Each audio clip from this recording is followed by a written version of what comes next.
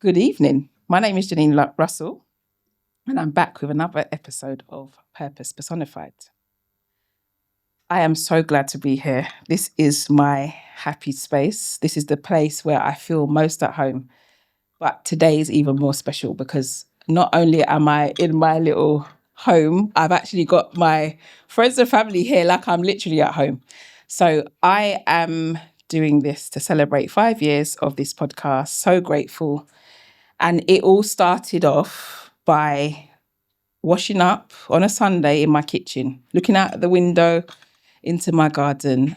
And I just heard God's voice say, I need you to talk about purpose. And I was like, purpose? And then I was just thinking, that's the same sigh that I gave God, because I was like, not another thing that you're asking me to do again. So I'll kind of like, okay, purpose. And then God's voice is unique to whoever. Like, not everybody hears God in the same way. But for me, it is like something, it's me in my mind, but thoughts that are just so random. It didn't come from me. I didn't think that thought, it came. And yeah, it was like, come and do this, talk about purpose. And I was like, okay, what does that look like? Have conversations with other people. And I was just thinking, what format am I going to do this in? And then he said to do it with what you have. Because I was like, I can't edit, I can't film, I don't have a camera, this is what I do. And then he said, use what you have. Okay, I've got my phone. We were in the back end, so it's March 2021, it's the back end of lockdown. There's like, people are still doing a lot of lives and stuff like that. So I was obedient the following week, and then I started the first podcast, and it was just me with my phone, holding my phone because I didn't have any equipment, and I just had a conversation about purpose with myself. And then the role started with all the different guests, and I've had so many guests because I used to do it weekly, and then for 2 years, and then we came to the studio. So this is where we are. So I am just here being obedient, and we've done this before. Yeah. But we did it live again, actually. You're the live guest. And I'm just honouring God. When he tells me, right, call this person or get in touch with this person, or I go to an event and I meet a different person, and then we're here with different guests all the time. So I'm just going to go for it. But before you go for it, let's back up a bit to that moment in the kitchen. Yes. By the sink. You said within a week you had actioned the instruction. Mm-hmm. That's what I call fast obedience. That's because I am not always fast with my obedience. So what was different on that occasion? Because when I've delayed obedience is disobedience. So, and I've done that previously. Okay. So, like, I don't know about you, but when I was little and I was naughty, I'd get licks. Yeah, sometimes them licks were so good that you just would never do that again. That thing again, do you understand what I'm saying? So it's a bit like, God, he's my dad. So it's the same thing. So because I've had that experience of taking long with my obedience, now I'm trying to do it very quickly. So that's why I just actioned it. And I thought I'd just go and see what happens. And look what's happened. Yes. And the reason why I'm asking that question, because you know we have the privilege of being in a live studio audience, as they say, and there's probably someone who has heard a whisper and who's making all the excuses you made and dragging their feet in doing what God has instructed them to do, and they will waste a year and waste 2 and 3 years. But your story, your journey is that encouragement to just do it. Just do it with your phone in your hand, and just know that 5 years later they could be in a different space. So well done. Well done. Let's put our hands together for Jernine. Well done. Yeah. Yes. We love you. I'm sitting here because look, the books there, that was another thing of like being asked to do something, but that took 10 years. So that's what I'm talking about with, because it took me long. And I was like, after the 10 years, I'm like, why did that take me so long? So that's why, because I've been on this journey for quite a while, I have to be quicker with the obedience. Yeah. So it isn't, I do this. The whole point of doing this and being here is to encourage you. That's what my gift is. It's to encourage, and I do it in lots of different ways. But if I can sit here in obedience, then any one of you could sit in obedience in whatever it is that you've been asked to do. So that's the motivation. Yeah. Well done. Can I go back? Yeah. All right. You do your thing now. This is why, because we've got this. Just I'm going to let you introduce yourself, but let me just say some stuff about this woman here, right? This woman, I call her my big sister. She's actually one of my inspirations. She's actually like one of the most phenomenal women that I know. She's a doer. She's an action. She takes action. She makes things look very easy. You speak life into people. The day that I met you, we were in church. You came to my church and you preached a word, and I went to the altar for prayer and you prayed and you said these words that I've never forgotten. And all she said was, "You're special." But you said it just how my grandma used to say it to me. So I hold you in this, like, I love you so much. You know that. Mm-hmm.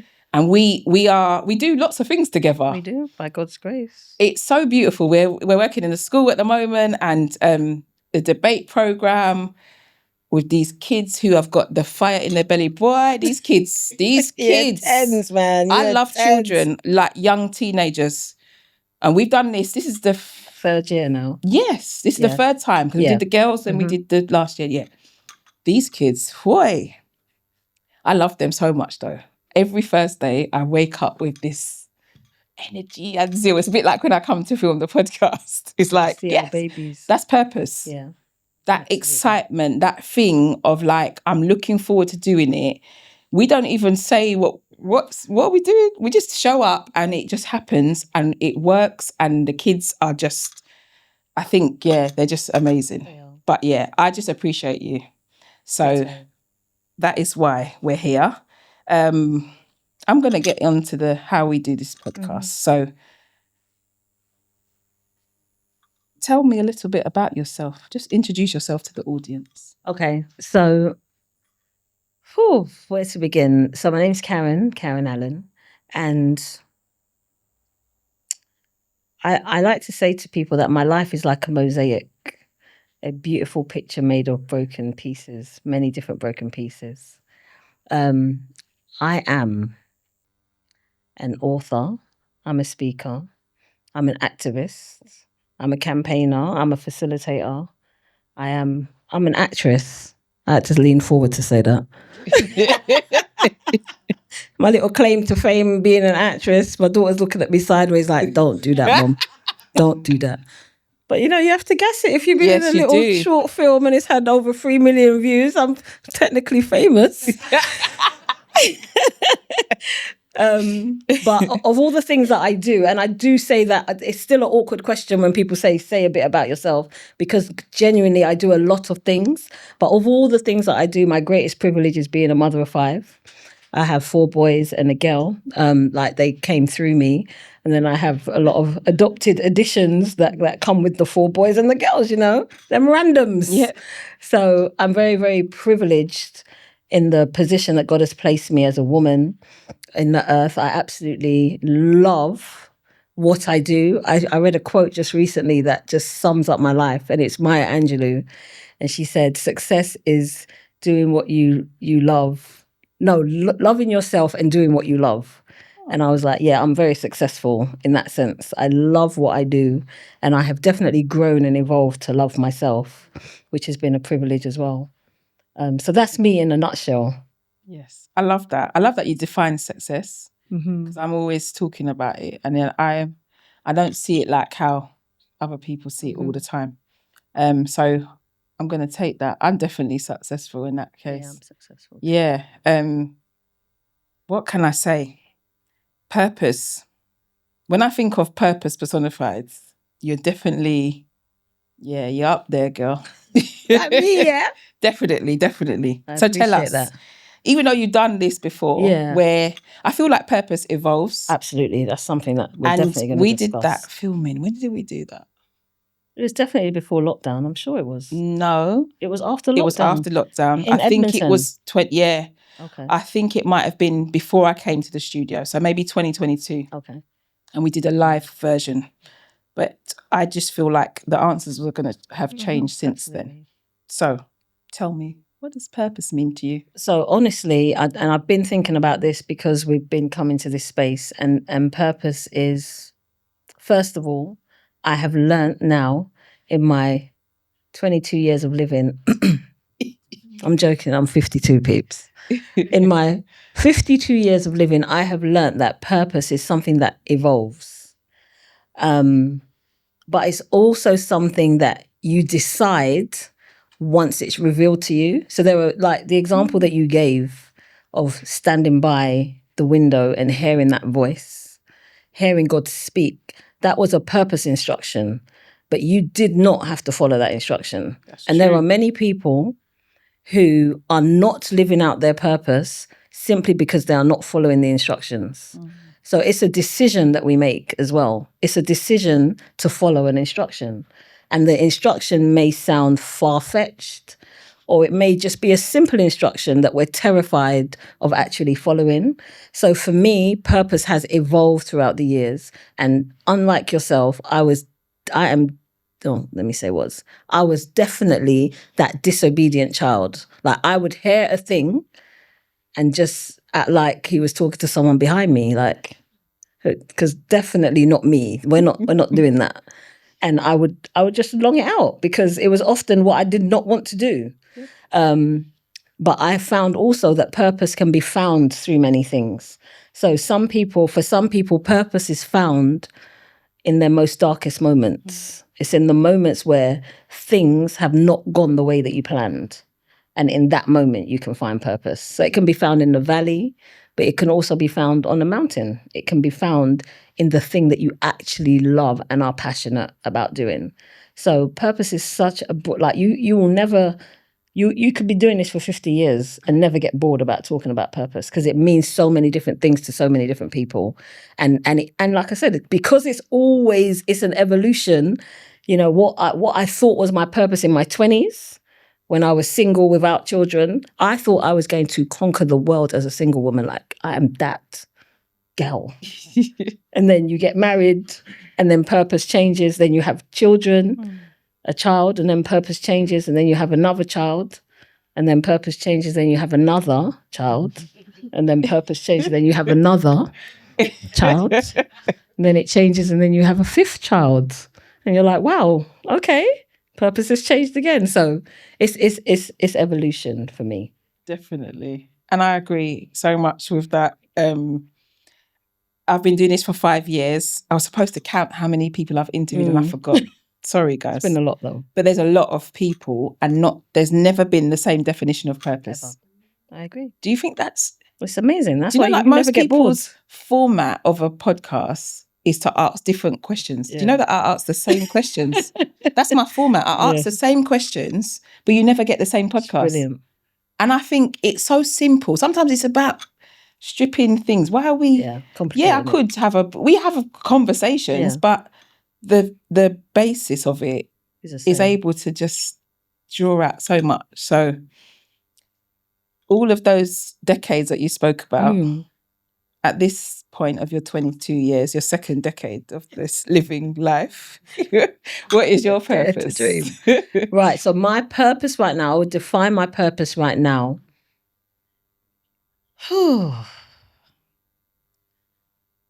So my AKA is the Queen of Dreams. Okay. Karen Allen, AKA the Queen of Dreams. And my purpose right now is to inspire people to dream. So that's whether it is to birth a dream, to build a dream, or to bring a dream back to life. I believe that is my purpose. So and what's profound about the evolution of my purpose is that I used to think that my purpose was just to empower women. when I was in my 20s, like, I am that girl. I'm going to empower. I love working with women. I love connecting with women. I don't have the story of, oh, you know, I don't really get on with women. And no, I've always loved women. Like, I'm like, dude, when God created women, he said it was very good.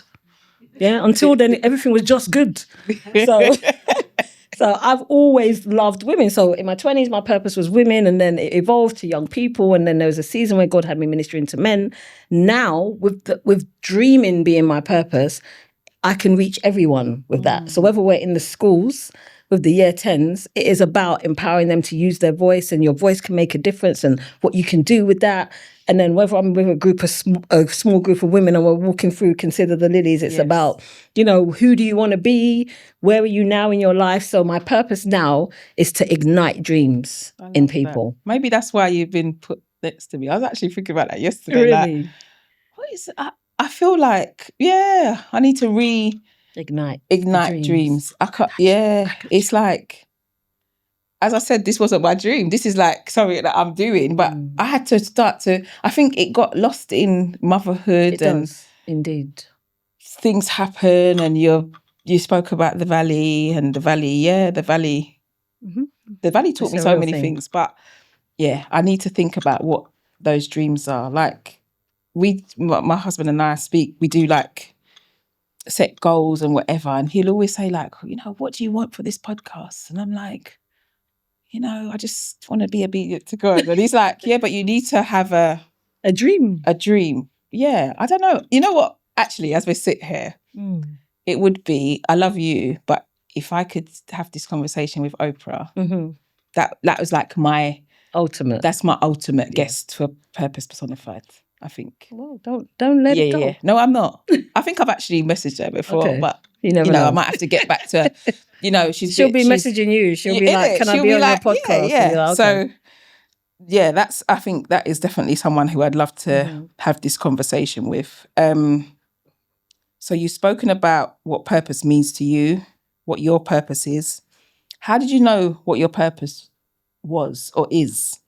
So I'm going to go back to was and then is, yeah? So I knew what my purpose was when like I said, especially in the early stages of my life, because, and this is just to give you a real brief overview of my background, my life story, which is a love story.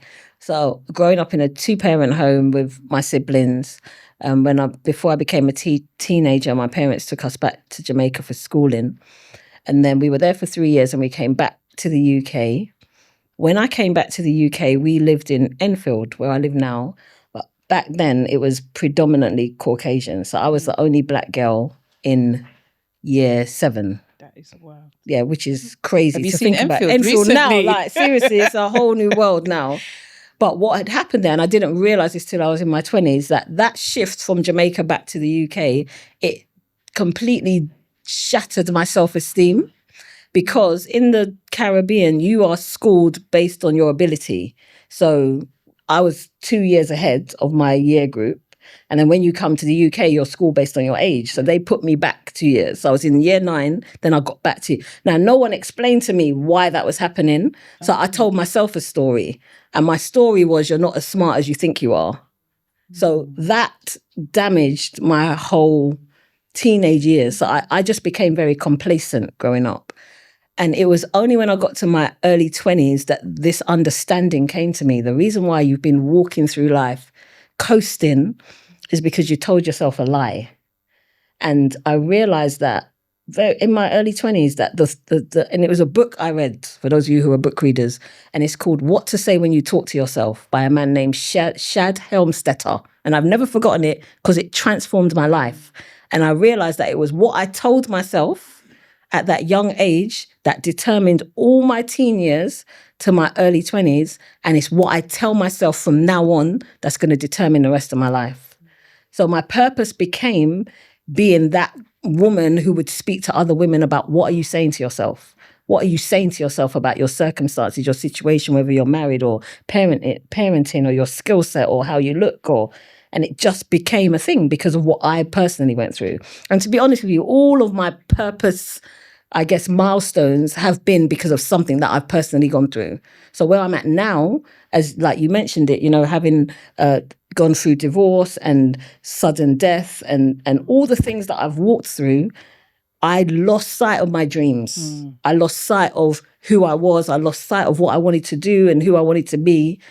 And then I had to go through this whole process of remembering you're a dreamer. I used to get in trouble for daydreaming at school. Like that was the thing I get in trouble for the most. Like, Karen, there she goes again, daydreaming. Like I was born to dream. Guess what my thing getting in trouble was at school? What? Chatting. No. Do you not think that's ironic? I'm like, that is every parent's evening. Chat to us. That's what they used to say to my mum. And I used to be like, oh, can't they say something? It's not that deep, is it?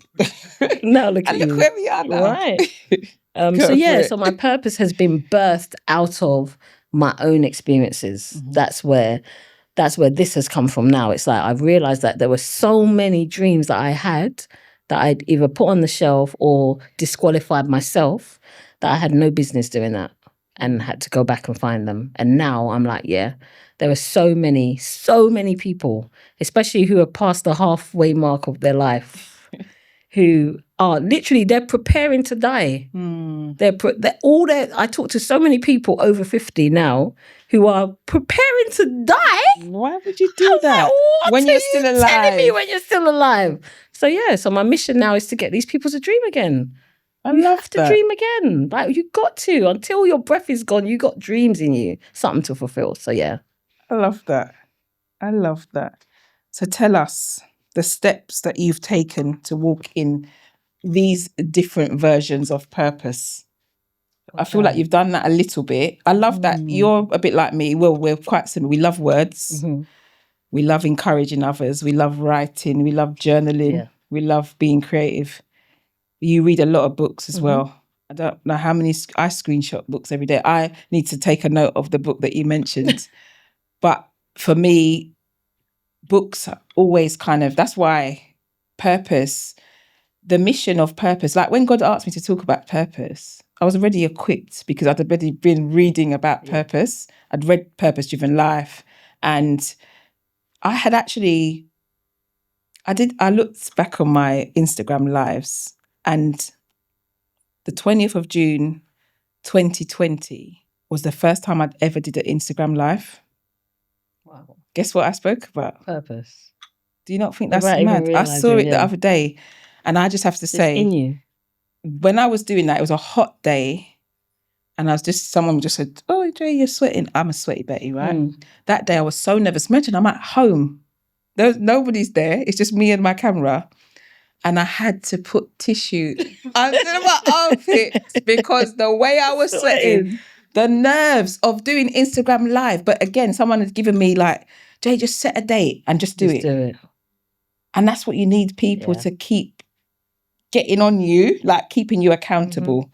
Because sometimes I do accountability groups, but sometimes you need someone to keep you accountable as well. Absolutely. But you're talking about the moments, the book, because I was thinking, I think books really help you to think and to rethink and to this thing that you're taking us through at the moment. So, Karen, how many books have you written? 8 now. Oh my gosh. That in itself is like just amazing. Because when I think about how much it takes a lot to write a book. To write a book. And not even just the writing of the book, the other bits, because you do all of it yourself, self-publish. And I was reading or watching something, and somebody said she's a self-published author initially, her first book, and then she got a book deal for her second book. And what nobody told her, when you self-publish, yes, you have your rights and you're independent, but you have to be a PR, a marketer, a publisher, a distributor, a person that has to go and do the post outs, all of these things that come with it.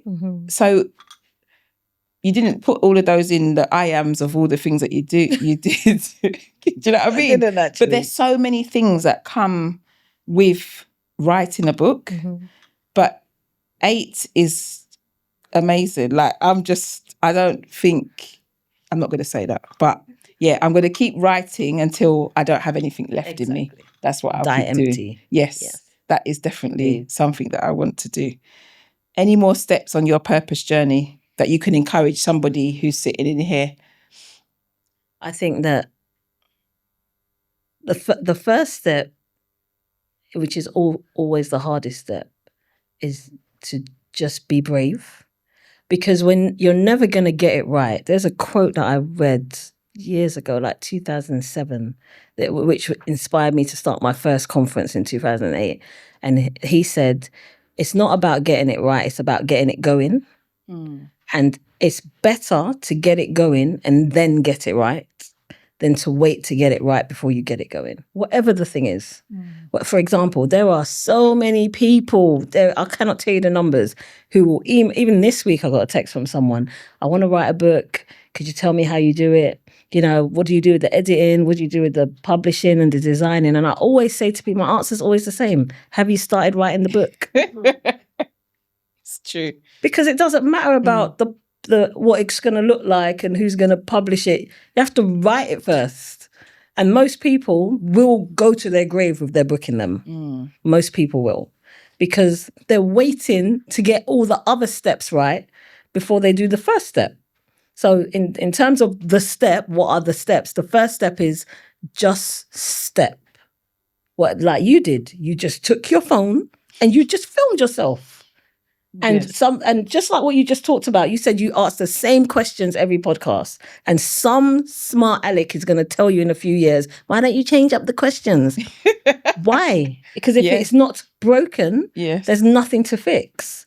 So a lot of people want this big, powerful revelation about how to, and it's too simple. It's so simple. Someone once said to me, Karen, what's easy to do is easy not to do.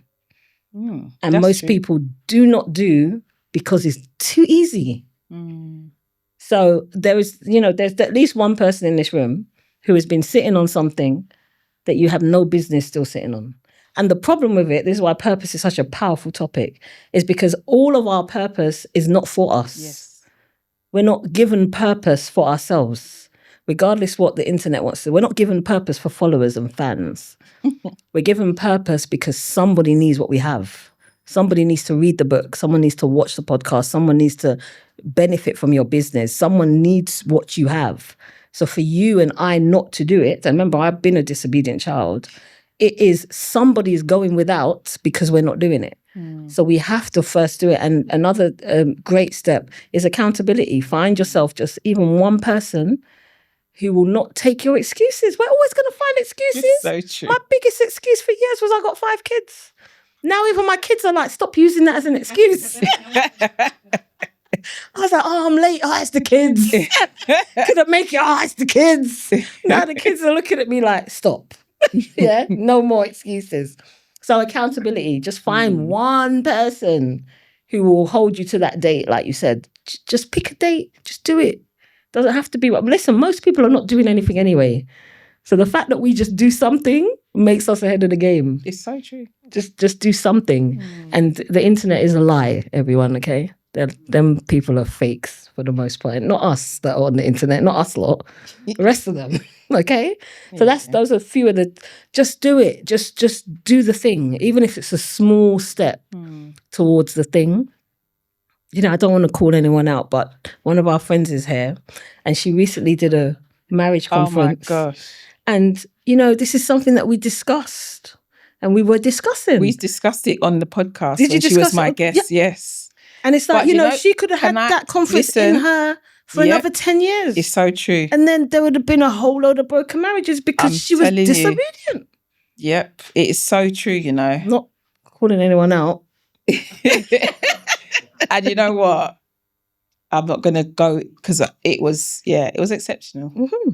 And it was needed. And I saw the physical fruit of literal transformation in front of my eyes.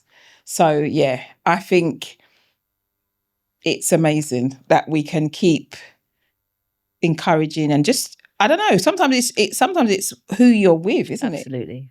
You can be around people that can really help you to like get out of your own way. Yeah. Because I think that's the biggest thing. And the opposite is true. You can be around people. Yes, that's true. they love the drama. Oh, I don't like them people. Yeah, them people there, they love to, they'll be like, yes, sis, you should do it. And then pull you out of the thing that you should be doing. Because That's why they you got actually prefer for you to stay in the mud with them than for you to get out and get on with what you have been purposed to do. So true. So true. So true. So true. I think for me, my relationship with God has had everything to do with walking in purpose. Mm-hmm. And I think if I think back to that evening in, oh gosh, it was in Tottenham, a church in Tottenham that I got baptized in. And I was heavily pregnant with my daughter who's sitting at the back over there. So I don't know. I remember just waking up and feeling like so convicted. I've been going to church for years. And like, I just have to do this. Like, I literally got up out of my bed and was like, I need to get baptized today. And I called my pastor at the time and I was like, I need to get baptized. And within a matter of months, that happened. But if I look back on that, Jernine, and I did it, but I didn't really build my relationship with God per se. But the closer I've got to him, the more I can hear his voice, the more I can interpret his voice, should I say. And the more that even when I'm scared, I can still go forward. And listen, most people who know me, and I'm honest, fear has been like a real thing for me.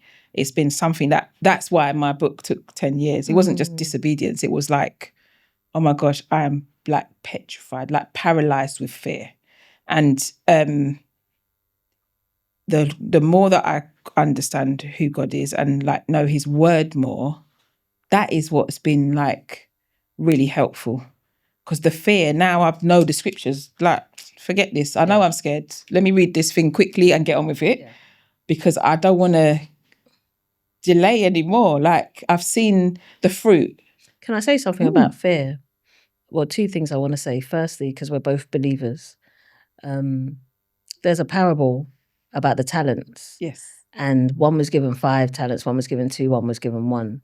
And the essence of it is that what we're given, we're supposed to flip it, make more, increase it. And the one that had 1 talent, he hid his talent. And then when asked why he hid it, he said because he was fearful, he was afraid of the outcome. And many of us, we do not do the thing that we're created to do because we're afraid of the outcome. So it may be we're afraid of what people will say. We're afraid that it will fail. We're afraid that it may not be even what we see in our head. And then we allow that fear, which is real and tangible and not to be in any way discarded, but it's still never going to be an excuse. Because when it came to the time of reckoning and he was asked, well, what did you do? And he gave, well, I was afraid. It was not a pat on the back and a group hug. It was like, you're wicked. That is wickedness. For you not to do something with what you were given is just wicked because it's not just for you, as I said. And then the other thing about fear that came to me was the story of Gideon in the book of Judges chapter 6. And I used to call myself a Gideoness, because I'm the ultimate want a sign from God. And then when God blatantly gives me the sign, I just want another sign. And then when he gives me the second sign, I'm just like, if you could just give me one more sign. Just to make sure. Just to make sure the other 2 signs were actually from you. That was ultimately me. But the thing with Gideon, there's a part in the story where God tells him to do something. And he says, if you're afraid, take someone with you and go and do it. And the very next verse says, Gideon took the person with him. And that's always encouraged me because he wasn't judged for being afraid.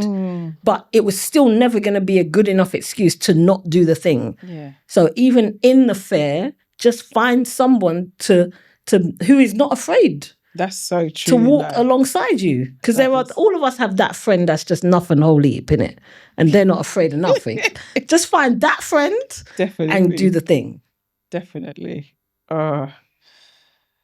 So I feel like it feels quicker than I normally do this. But anyway, we got to get on with the questions from you guys as well. But I feel like you've been giving us advice the whole time. This is why I say this podcast is not just for the people watching it, you know, it's for me. You. There are so many gems that I get from this. You know, like I watch it back. The other day, I was just feeling a bit, and like I've had my certain podcasts that I listen to, like one's to edify, there's one that I really love that is about, you know, like I work in the criminal justice system, and it's called Life After Prison. So people who have come out of prison that are doing like great things. Anyway, it's one of the things I watch every week. They've got a new episode. So I have my little ones, just, you know, how my mood is or what I need for the day. And I just couldn't find the thing. And I went back and watched one of my old podcasts. Oh my goodness. It was the thing. It was the thing. It was, good. I don't know how to explain how this thing just lifted me and really encouraged me. And I was like, okay. Oh, okay. It's benefiting me. It's blessing me. So what advice? Because I feel like purpose is one of those things that a lot of people struggle with. I definitely struggled with it. That's why I started to research purpose. That's why I read Purpose Driven Life in the first place. I was like, am I in purpose?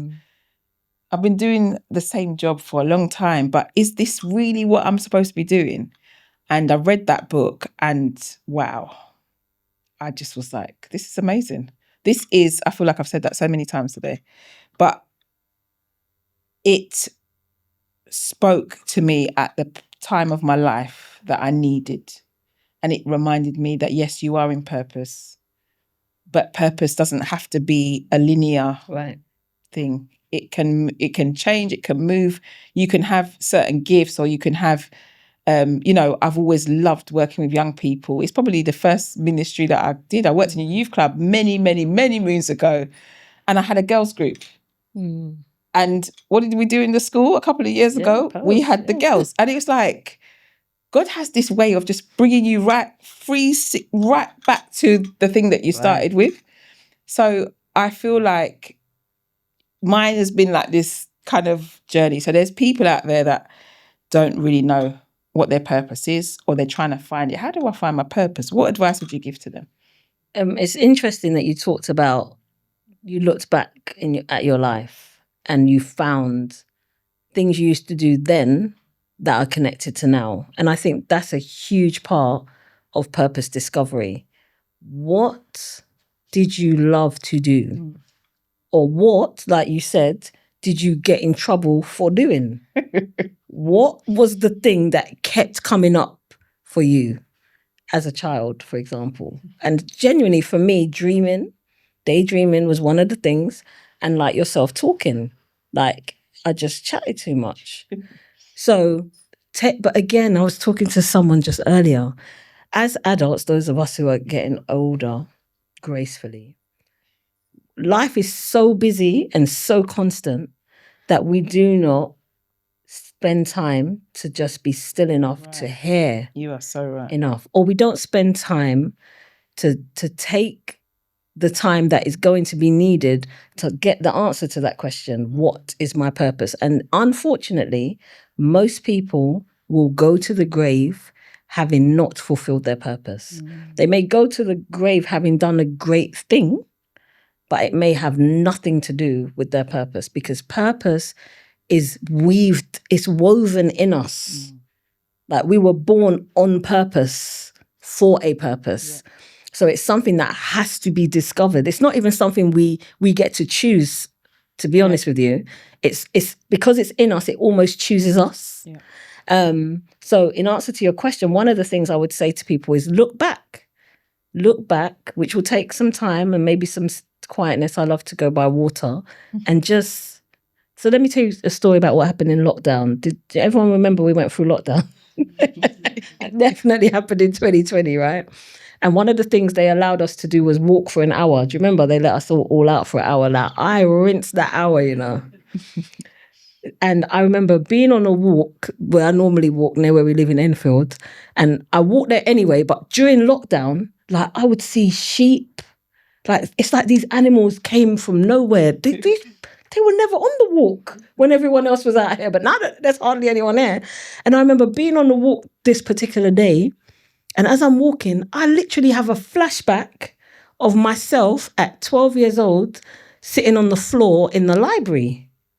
And I stopped. I was like, wait, where did that come from? And then it was like my memory started to unlock. Like I used to go to the library after doing my Saturday chores because my dad was a strict black Jamaican male. He didn't let me go anywhere apart from the library. And I used to sit on the floor in the library and just read books. I forgot I did that until lockdown. Then I started to remember, wait, I used to write poems. I seriously forgot I used to do this because life happens. Yeah. And life will lock up memories that were good memories. And there's there's so much I could say. I'm not going to chat today about me, but I'm saying this bit because it's important for the purpose question. My memory, that memory was unlocked during a time where everything had to be still. I had to, my nervous system had to be calm enough and feel, I guess, safe enough for that memory to come to the forefront. And then during lockdown, I wrote my first poetry book because of that memory that came up. So writing is a part of my purpose. Speaking is a part of my purpose. Like you said, purpose is not necessarily linear, but it's about really looking into yourself because what's inside will fuel what you do on the outside. Do you understand? And a lot of people who go to find purpose, I must find my purpose. That's not really how it works. It's almost like purpose is a discovery. It's a discovery of something that's in you, something that irks you, something that never lets you go. Like you're like for me, part of my purpose is definitely to fight injustice because that I just can't. I can't do injustice. So, and I do that in different ways, like the debate and public speaking course that we're doing. That's part of me fighting injustice because I'm like, if I can empower these kids to use their voices, like these politicians are not ready. These kids that we're working with, though, I was like, you've been empowered to use your voice. Now I need to empower you to use your ears. No, seriously. Like the last session, we were like, okay, we need to teach them how to listen as much as listen because it's like, but I love it at the same time. I love that they've got this in them, but the stillness, you just need to tell them. I've been embarking on the journey with the latest book, Karen, of this, and I'm a still person. My friends will know. They'll see my little posts when I go by my little lake and I go by my, I seek stillness, especially when there's a lot of noise in my life, my world, my head. I go to that place. So it's a bit like, that's where I go and meet Jesus and I sit beside still waters and the ducks come and try and antagonize me sometimes. I don't really like them. But I go there just to have a minute. And sometimes I just drive there. I stay there. I've got meetings or whatever. But even if it's 5 minutes, grab that little moment and then I'm gone and I'm ready again. So that is what I just need to just encourage, is that because we're running too much, people. And we really need to slow down a little bit. And it's a conscious finding that space and that time of being still. Our phones are, I think, like counterproductive and take us away from stillness a lot. Like there's always something going on, moving, people are awake, posting, whatever. But yeah, I think purpose and just finding and understanding yourself comes through stillness. And I would definitely say one particular valley that I was in 2017 really showed me about just need to breathe.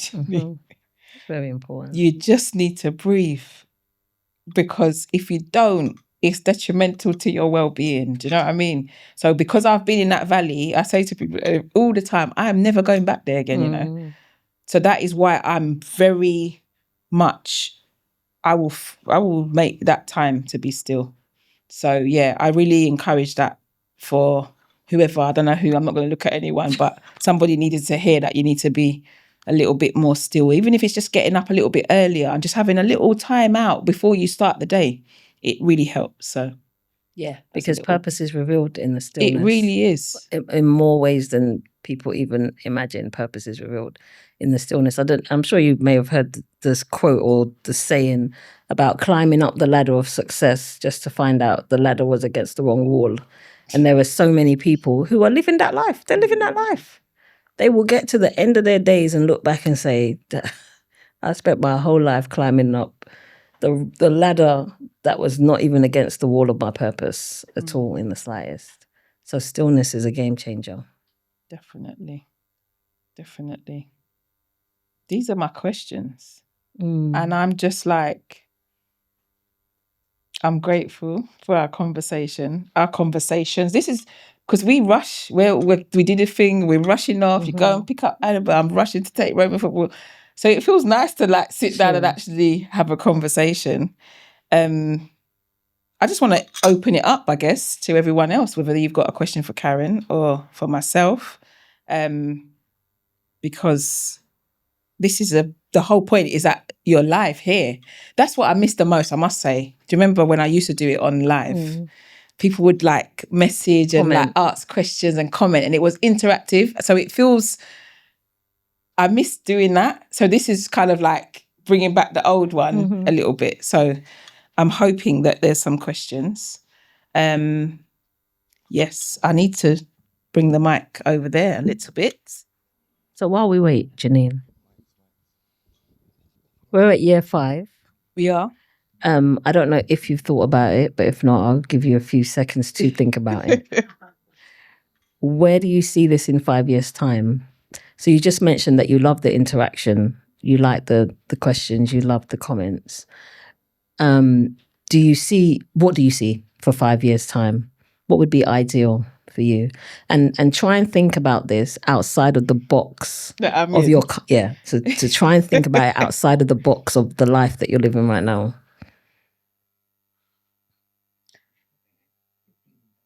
So I filmed the podcast a couple of months ago before they moved to this new studio. So we used to be in a different place in Tottenham.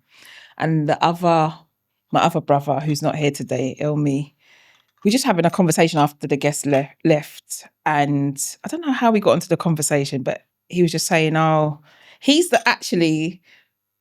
planted the seed for this live audience, you know. So before this, I was thinking about this today. I've done a lot of things before I did this podcast. I used to do a family disco with the kids. Like, it was called Love Bop. And it was just a way of bringing like family and community together. I love music. I love dancing, not choreography, but I love to dance. I just have to put that out there. But so it was a way, my kids were really small. My husband was running a business and I wanted something that I could do that could bring everyone really together. Good. What was it called? Love Bop. Come on, that's really good. I'd gone to this like little disco thing with one of my friends over there and the kids who are big people now, who now is going out dancing. Isn't that crazy? Anyway, we took the kids and I thought I could do this. Anyway, so yeah, did that. I can't remember how many of them I did, but venues, having the kids together, little fun music, little competitions, best dancer. My son was like little, like just doing his little moves and whatever. Anyway, I did that a few times. I did quite a few of those. And then during one of them, I was like, this is not me. This is just not, I feel uncomfortable doing this. So I just stopped. And then I think that was like 2016. And then 2007, I had my little valley moment. And out of the valley, the book was born. So I had my first big event, which was the book launch for my first book, The Naked Truth About Having a Baby. And that literally blew my mind. I wasn't expecting it to be what it was, but I just had like this little team and we kind of brainstormed, and it was like, there were tears, there was like, it was I just can't, it was beyond my expectation. So what I'm trying to set the scene is that I've been doing this for a little while. I've been doing a lot of different events. I love empowering women. So that's what I did for many, many years. And then lockdown happened. And then I had an event that was it was cancelled because of lockdown. And then we did it in the Holiday Inn in Stratford. And I'm being so honest with you lot here. That event, I felt like it failed. And everything I've done has always been I work to basically do all of the things that I love. So this podcast is funded by probation service. Thank God. Do you know what I mean? So I get paid and I invest it in this because I see it. It's almost like, not tithing, but you know what I mean? It's almost like this is God's thing and I'm investing into it. And that event in my mind failed. And I've just been stuck since then. I've not done anything.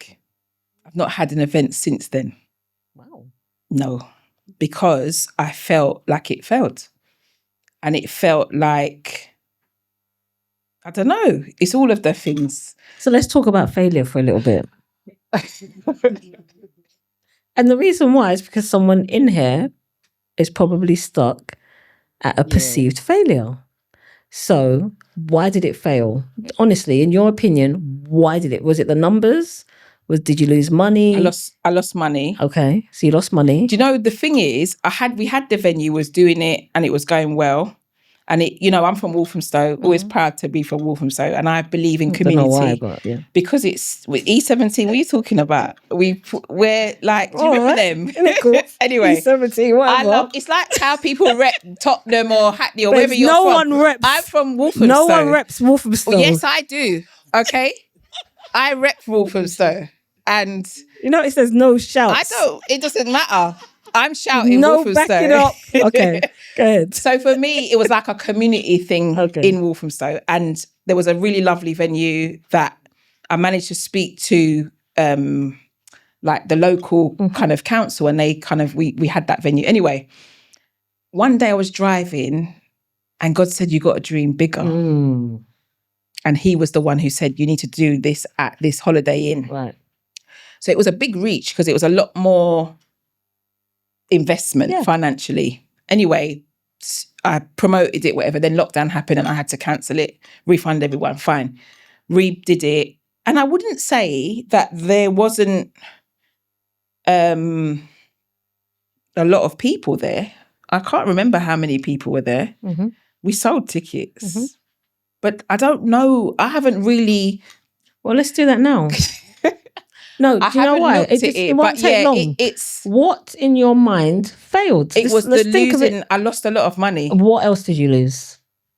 That was the major thing, and I didn't have the money to lose at that time. Because you missed a bit when you told us the story before. You said, God said, dream bigger. Yeah. Then you took the leap of faith to dream bigger. Yeah. And then you lost money. Yeah. And that in your mind was a failure. Yes. And since then, you've been stuck at that moment because you lost money.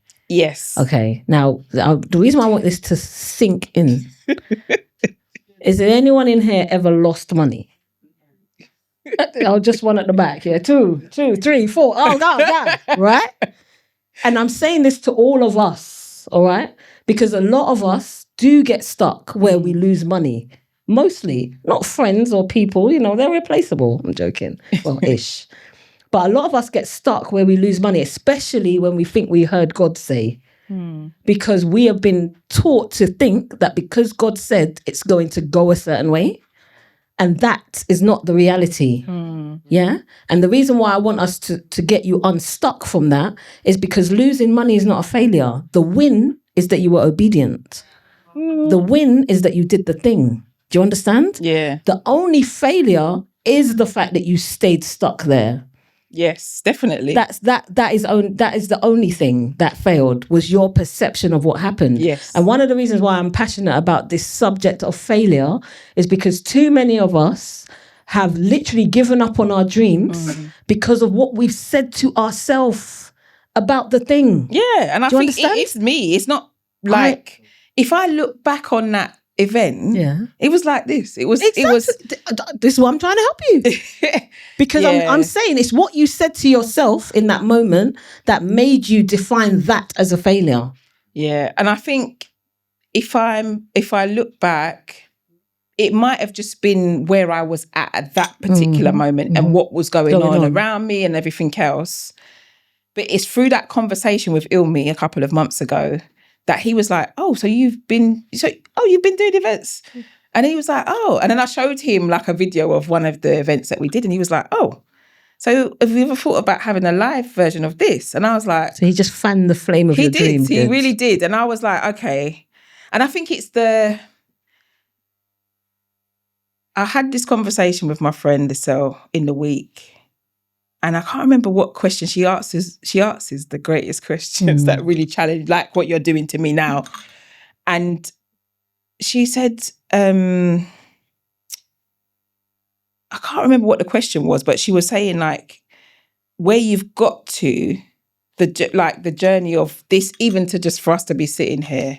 If I actually look back, I forget about things quickly. I move on very quickly, but it was quite tedious. We saw a lot of venues. A lot of venues, and there's a lot of red tape. So I guess I kind of kept going, and then I don't know. You saw a lot of venues to get to this. Do you know what's interesting? She actually does her podcast here. Yeah, but don't do that, because now look at Jermaine he's giving me the eye from back there, because it happened like that. We were filming the podcast, and I was saying, I'd asked him, have you know any venues? But in my mind, if he could give, like, I just thought it's not big enough in that room to do it. And this space was they've only been in here for a couple of months. So they were still kind of, it was a work in progress. There was a lot of, maybe I just couldn't see the vision. And then he said, and then he got really like you didn't even ask to have it here. And we got into this little, we're literally like brother and sister. That's how we kind of say I could have it here. Yeah, that's what I said to him. And then he's like, yeah. And then, so then it's just, we're here now, and I've got over the hurdle, isn't it? It's brilliant. But there's so much power in even what you're saying. Yeah. That often what we need is within us or within our reach. Yes. And we're looking so far and far beyond ourselves, and it's right here. And also the fact that you've done this event means you're unstuck from the event that you did the last time. I'm hoping so. No. Let me say that again for those at the back. The fact that you've done this event means that you are unstuck from the event that you were stuck at the last time. And it will only be glorious from here on in. So amen. Back to your question. Your question is 5 years time. 5 years time. I honestly haven't thought about that. I didn't visualize 5 years from the beginning. I didn't visualize myself being 45 years old. How about that? I hear you. I'm just like, when did that happen? I just can't believe it. But I think... So you're going to be 50 in 5 years? Yeah. Baby, But I just, you know what? I got the people around me that's like, I remember 50 used to feel like, oh my gosh, that's so... Yeah. It's like... old, isn't it? Not old, Them but old like people. It did feel old when I was younger. Now that I'm getting closer, I'm like, yeah, man, I'm going to embrace it. 50 is looking good. It's looking good. Definitely. 5 years' time, I would like to... I would like this to be international. I would love to travel to interview people and to have... I love this. This is what I love. I love people. And I love the interaction. So I wouldn't just want it to stay just on YouTube in a studio. I'd like it to be an event that people could come to, and we'd have different people speaking and so that's how I would like to see it. I would like people to know and understand and become closer to God through the work, through the podcast. Some people giving their life to God because they've heard what we're doing here. Yeah, that's brilliant. What it sounds small, but it's in my mind, it's huge. Brilliant. Yeah, but it's about of always being of service to God. And there's no point in me living this life that I'm living if I can't show someone else that you can have this. It's like, Brilliant. do you know what I mean? So that's I think on the spot, that's what I think It's about. doable. I love traveling. Good. I love meeting people. So I would like to do that and have different conversations with different people around the world doing this. You know, like how Stephen Bartlett goes all over the world to interview all these different people. And I'm like, I just want to catch a plane and someone else pay for that for my work. And also when I was getting ready this morning, I say every time I do my podcast, I do my hair, I paint my nails, I do my makeup, and I'd love to just sit somewhere and just everybody do everything for me. Come on, girl. Because when I was trying to put on them eyelash this afternoon, it weren't sticking, and I'm like, I need someone to come and do this makeup, man. So yeah, that's what I see as well. We that see I it don't for need to you. do my makeup anymore. We see it for you. Beautiful. Definitely. We see it for you. Have we got the mic ready?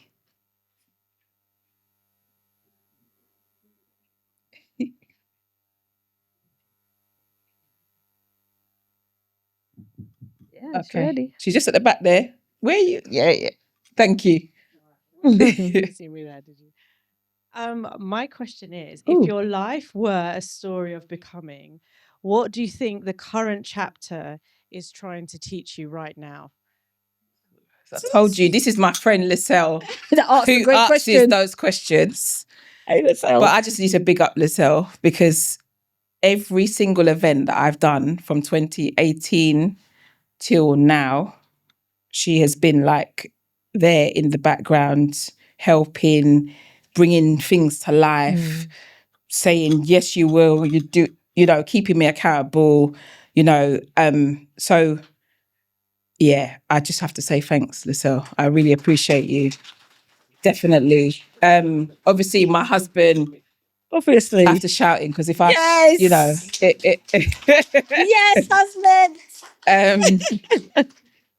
Definitely Ray's hair. I've got 3 children, Riley, Ray, and Roman. Ray's hair. Ray made the cupcakes. Yeah, Ray. So eat the cupcakes. But do you know something? I remember you've got a card on your seat. So it's either an affirmation, or I am affirmation, or it's a scripture. And I remember doing an event many years ago. I used to go to events on my own because it would be my space away from the kids. And I went to an event and a woman was there with her daughter. And she said that she takes her daughter everywhere. Every event that she does, she brings her daughter because her daughter can learn and whatever. And I thought, I'm going to stop leaving them at home and I'm going to involve them. And there was an event that I did. I'll find it. Oh, maybe she might not want me to post it. But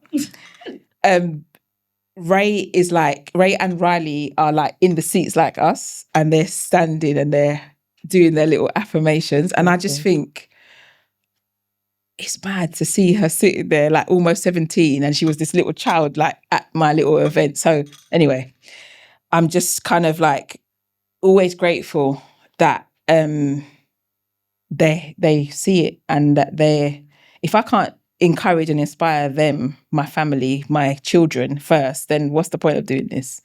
Remind me, the question of becoming. Michelle Obama, who's one of my other G's, I love her. That's her book, is called Becoming. And I thought, when I read that book, I thought, what an apt title. I love that. What chapter would I be on the becoming? I feel like I'm kind of in the middle. I'm not at the beginning, definitely not, and I'm not finished. I've established things. I understand what my purpose is. I'm owning it. I feel like I'm in that, when you've got the momentum going, it's going, it's moving. It's not too, do you ever watch The World's Strongest Man? Does anyone watch that? Mm-hmm. It's like, I don't know what, I get really nostalgic and watch it every Christmas. But, sometimes when you see them and they're pulling that big lorry and the first pull is like really hard. But once they get their little rhythm and that's me. I'm in that. Good. The thing is moving. It's still heavy, but it's moving. So I'm like in the middle of the chapter of this thing called life. I'm still writing the story. I'm still making the mistakes and stuff, but I'm not at the end yet. We haven't. Yeah, I've not fully arrived. I've not become. Okay. Do you want me to talk anyway? I've got quite a line.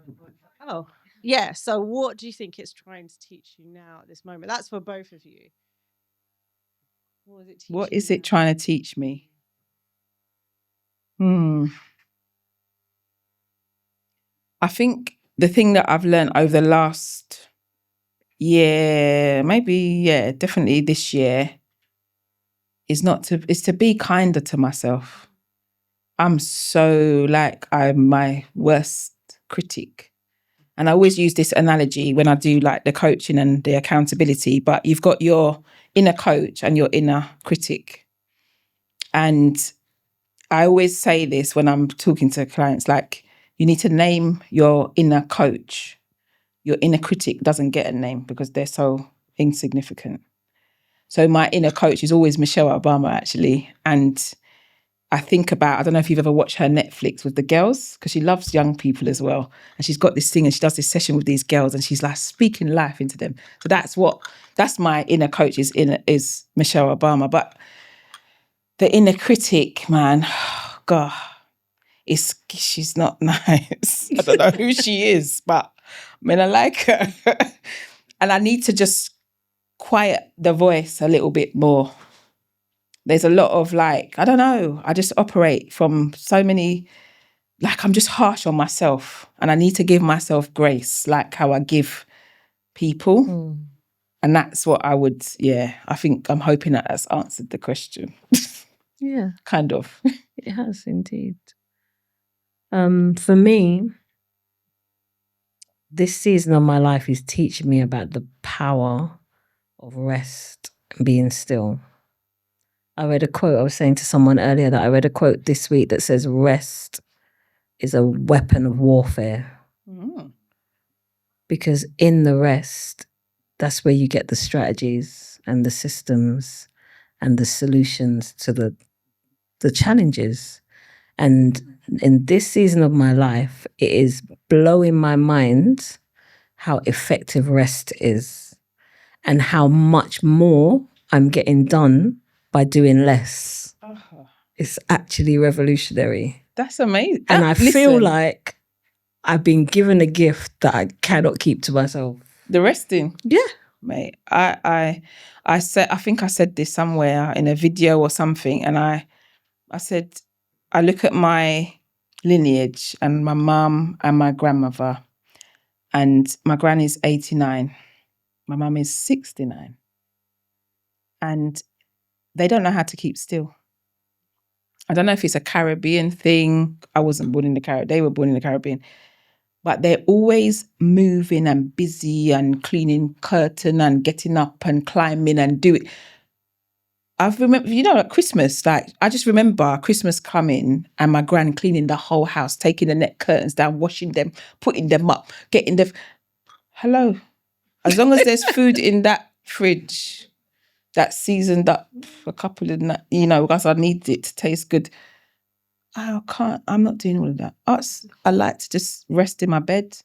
I write my journal, sometimes I go downstairs, make my hot drink, or my husband might bring it up for me, and I'm just resting. I did that this morning. It's a superpower. It is. It's important because I'm not that, I don't know, I just can't move at this pace. Lockdown taught me that very much, I remember saying I can't sustain this pace that I'm working and moving. It wasn't, and it's like he literally heard me. I said, everybody keep still. But from lockdown, that's what I've taken on, is that I'm not going back to that pace that I was working at, or moving at, that I was before. So rest is really important to me. I don't feel guilty to rest, actually. You'll find me on my sofa watching whatever stupidness on Netflix, just relaxing. Casualty is my thing at the moment. It's my guilty pleasure. But yeah, good. Yeah, rest is for me. Any other questions?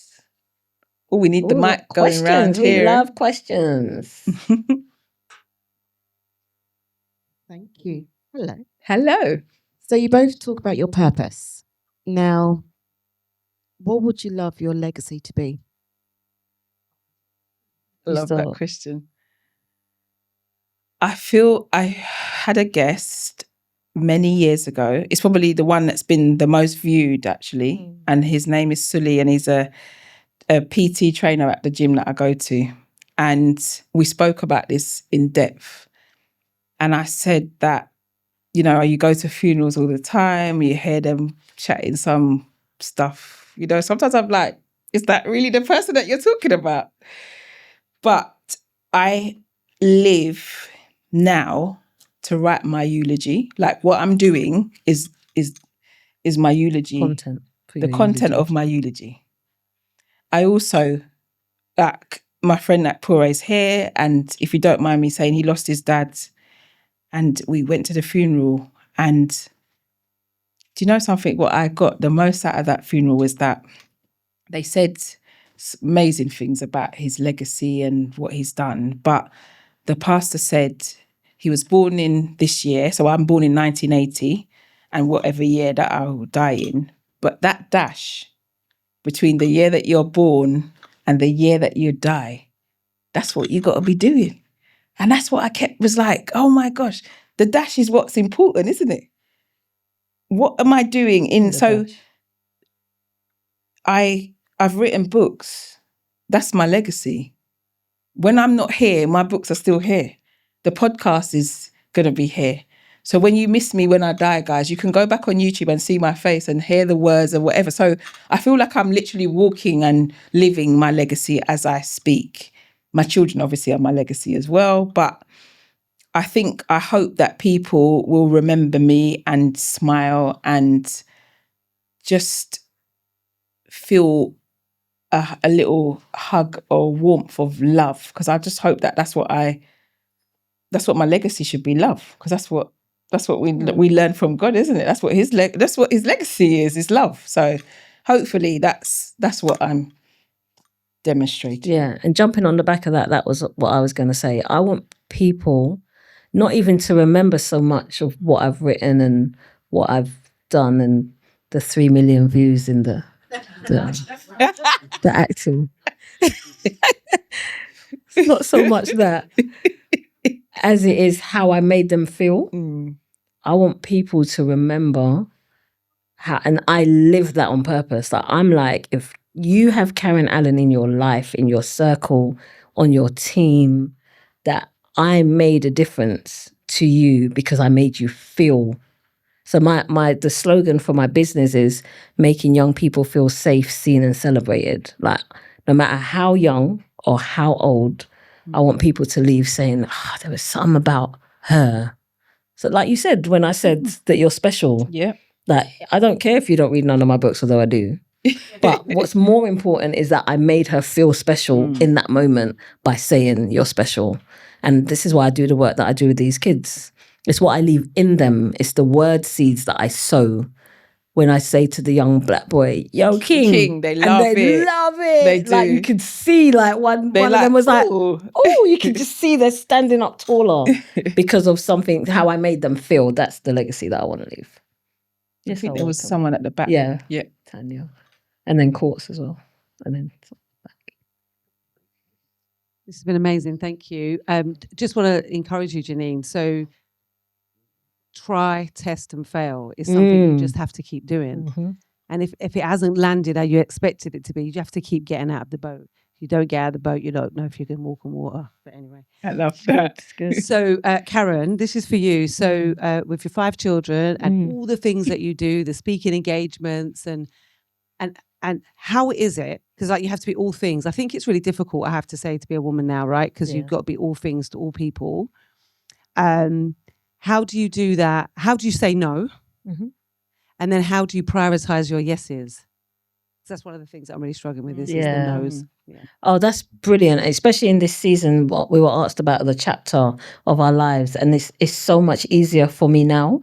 Number one, the how to say no is to get if you get a revelation like I did recently, that I've been living from a place of anxiety So everything I've been doing has been from a place of being anxious. Like my nervous system has broken down and I didn't even realize that it was broken.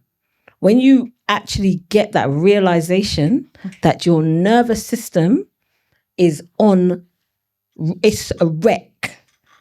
That it's a revelation that a lot of women especially need to get, that we are not, for the most part, even operating from a whole place. We're operating from a broken, messed up place. So when you get that revelation, it becomes easier to say no. Or you get a choice. You're at what I've been saying recently to a lot of people, you're at a fork in the road. You get to decide, do I continue being this person or do I want to be someone else? So to say no, first of all, you have to decide that it's okay to be selfish in the most respectful way. Because if you are on empty, you're not giving anyone anything that can sustain them. And that begins with children. Your second question was, how do I prioritize my yes? This is how I do it now. Are you ready? I ask myself this question: what is in it for me?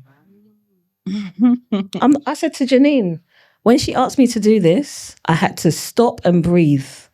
And literally the only reason I said yes was because it's Jernine.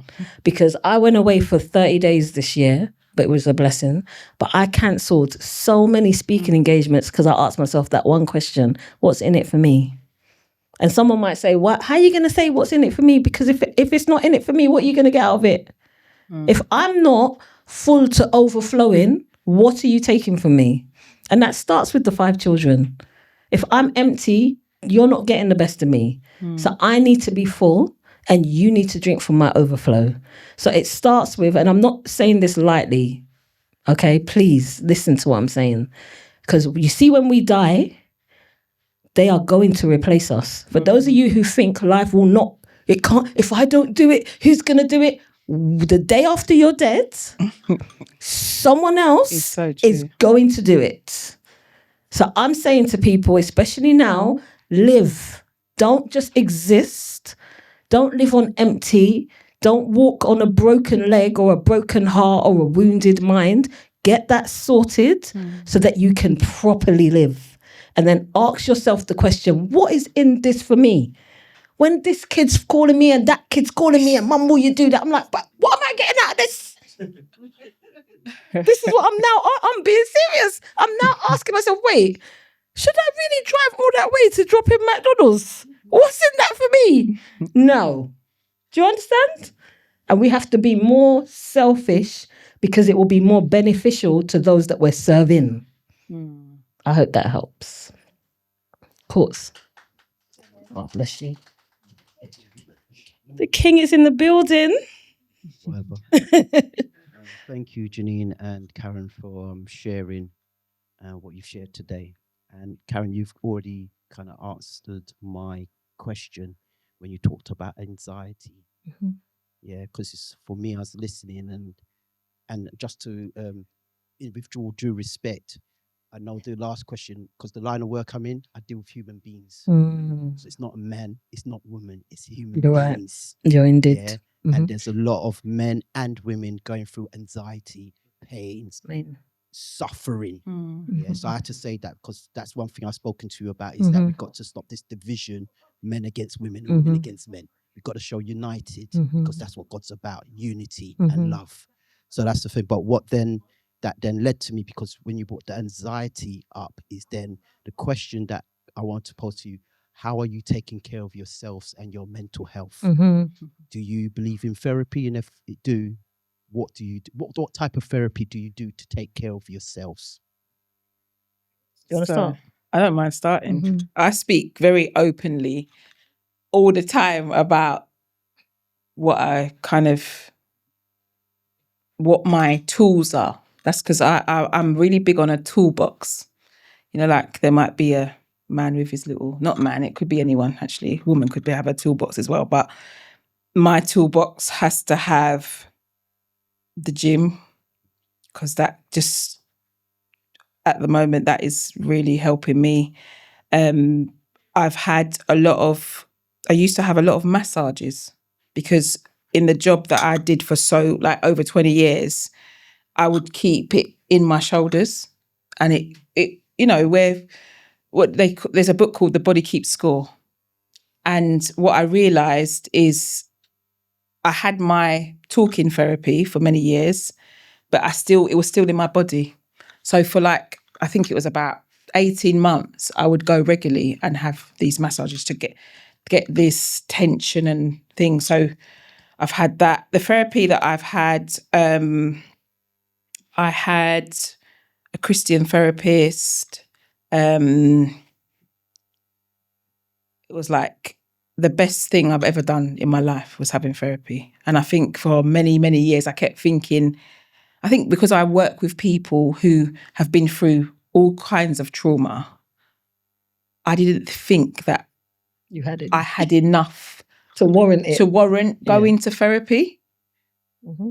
And then somebody gave me permission. I think I just had a conversation one day. It was with a male, and he just didn't look, I don't know, I shouldn't say this, but it's like that judgmental kind of this tall, big black guy, but he spoke about therapy and how it benefited him. But he didn't look like how I thought somebody going to, at that point, because this is a long time ago, with my small-mindedness.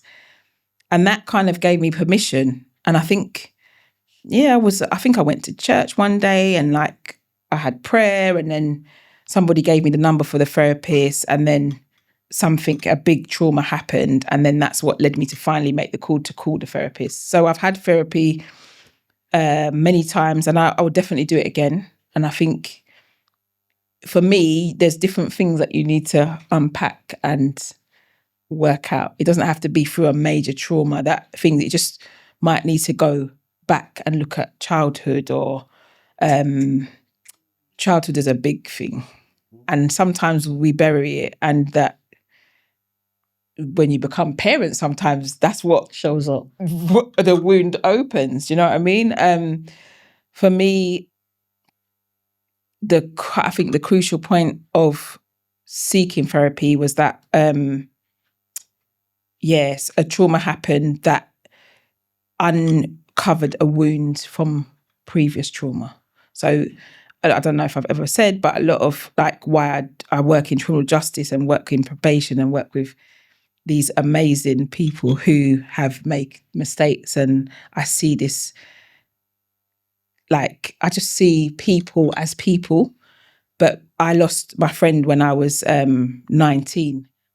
He was stabbed, and you think I don't know, I'd never grieved before, so you kind of deal with it. And then a young person that I worked with was killed, and then it literally ripped the plaster off whatever I'd buried. And then that's when the valley happened, and it was like, oh my gosh, what is happening to me? And I just couldn't function. And my kids were really young, and I was, either strong black woman, you don't call in sick. Like my mum was like that.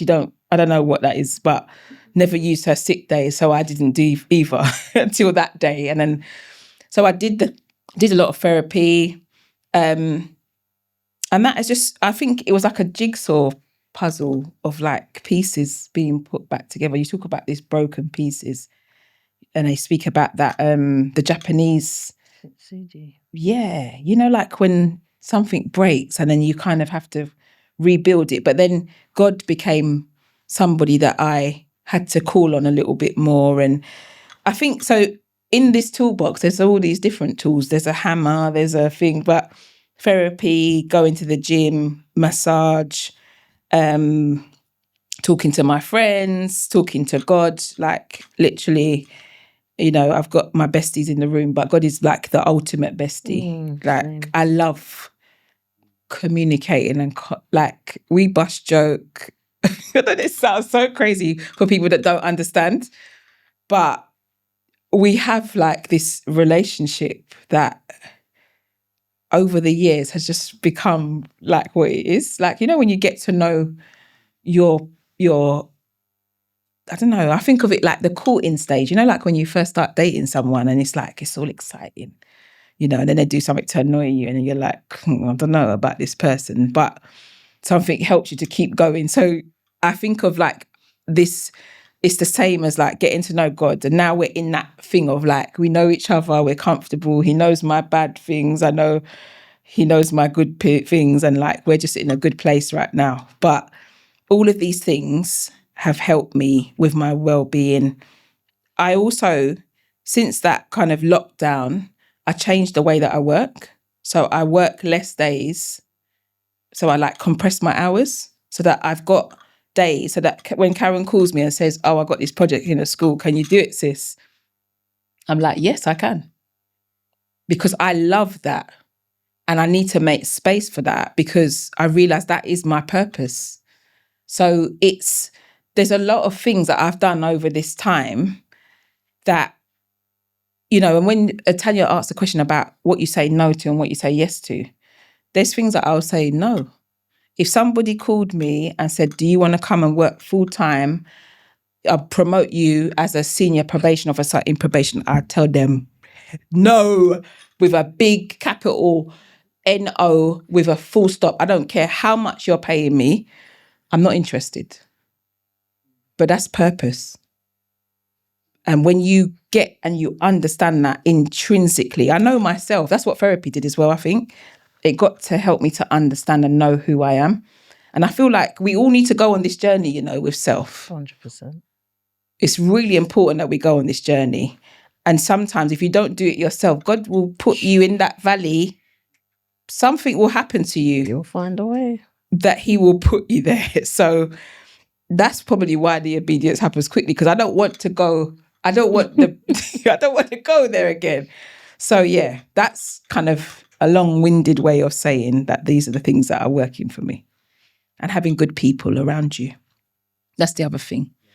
I've got people around me that edify and speak life. They will pray, they will hug me, they will say, come on, Jay, we're going for a walk, or let's go and have some good food. I love food, you know. Yeah, I don't know. Or it might even be my daughter saying, I'm going to cook today, Mum. Like those little things. So, yeah. What am I supposed to say after that? Sorry. No, that was brilliant long. and very similar to you. Just real quick, it's the things that we take for granted. For me, it's slowing down. It's slowing down. You described the moments by the water. That's me. Journaling. That's me. Talking to God's huge. Or it's beautiful the way you describe your relationship with him, because that's me. Like saying to someone the other day, I was like, have you got a best friend? I was like, yes. Jesus is my bestie on every level. Like, I can talk to him about anything. Mm-hmm. And therapy, game changer. Therapy because therapy helped me to see what I could not see. Like I couldn't, I remember the first time I got a aha moment in therapy, I was like, what if I didn't get it? What if I went through all my life and what would my life have looked like if you didn't just show me that about myself? Mm. And there's a lot of people that are living their life. It's the skill that they use, because they don't even say it. Yeah, they don't even say it. It's that you come to that realization. That's the thing that I'm like, how did this happen? How? Yeah. So that's what therapy did for me. It gave me those moments that was like, Karen, this is what you need to change about yourself. I was like, I thought everyone else was the problem. It's me. So yeah, therapy was a game changer. Definitely. Anyone else? We love questions. It's not so much a question. I think it's more so of a statement. And I think first it picks up on what you said, what's in it for me. Mm-hmm. And my statement is, this is the third time that I'm actually meeting you. Yes. And although I had a hectic day today, I was like, I'm going to attend this evening, even though I don't know you that well. I'm like, I still made the effort. And I did so because I feel that every time I've met you, there's something that I gain from you in terms of your wisdom, your energy. And I feel that you're just very authentic in what you do, the way your tonality, your questioning, your discussion like. And I think even meeting you once, I came on your show. The second time, that's when I met you. And usually I don't do those type of things. But I was like, yes, I'm going to do it. And it was just so comfortable. And it goes back to what you're saying in terms of do what it is that you love, because somebody else will get something out of it. Absolutely. And I've gotten a lot out of it. And I hope to just gain more and more wisdom in you being unstuck, because I don't think you're stuck, because you continue to grow. And I listened to your podcast on YouTube, and you're just a natural. I appreciate you. Just continue to go from strength to strength. And I'm grateful that I've met you.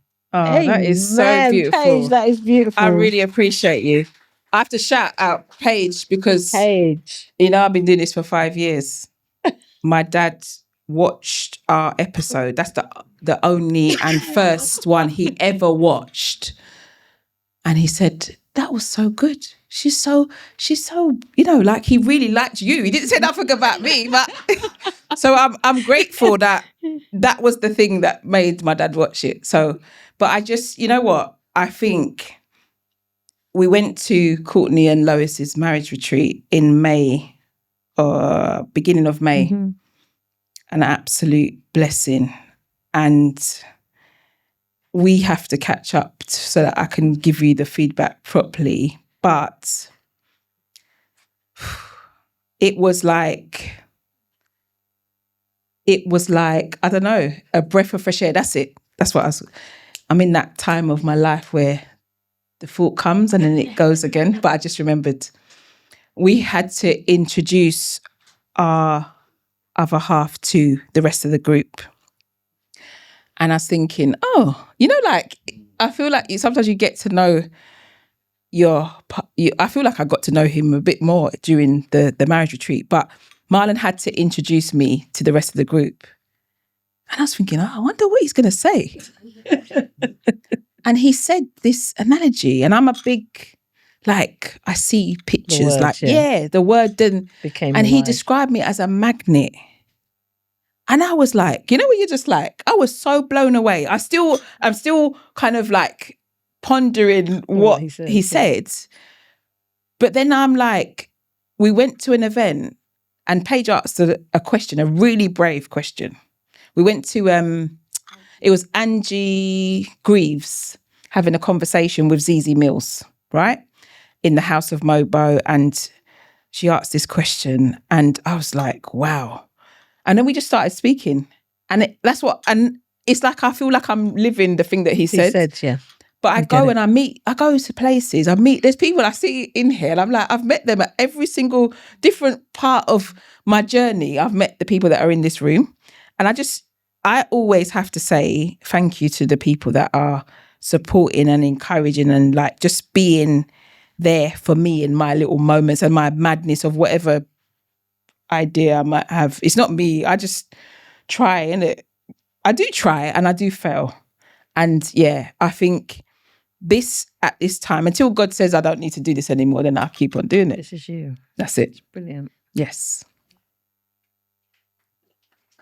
Thank you.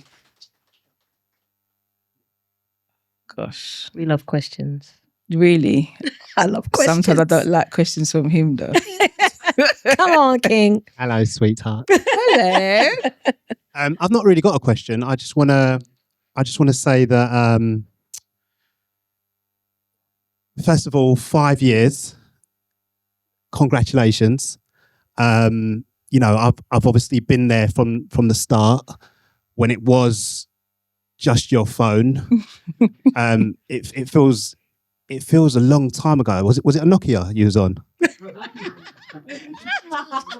Whatever. They don't. It's not. No, it can't do Instagram Live, babe. No, I just want to say,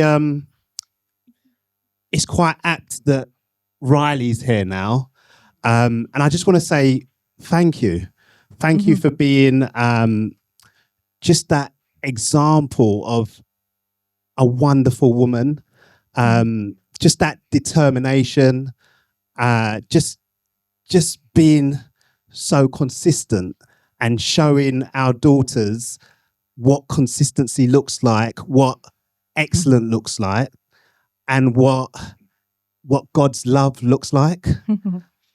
So yeah, it's just a thank you. Wow. And I love you so much. Oh, and thank you. it's so great that you're there with somebody else that I love so much as well. Because you know I love Karen so much as well. So look, thank you for just being just that wonderful person, wonderful mother, wonderful example, wonderful wife. And yeah, you're just amazing. Thank you.